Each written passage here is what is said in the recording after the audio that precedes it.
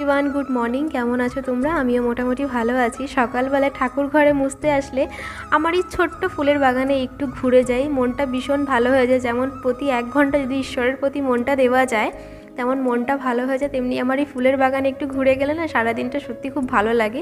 এই ফুল গাছটা নতুন লাগিয়েছে, আর ওয়েদারটা দেখো কতটা সুন্দর। সকালবেলায় কুয়াশা কুয়াশা পড়েছিল, আজ ছিল সোমবার, তো একটু আমার পুজো দিতে লেট হয়। আর সকালবেলায় আমি 1 ঘন্টা, সারাদিন নানান কাজে ব্যস্ত থাকি, 1 ঘন্টা আমি এখানে দিই।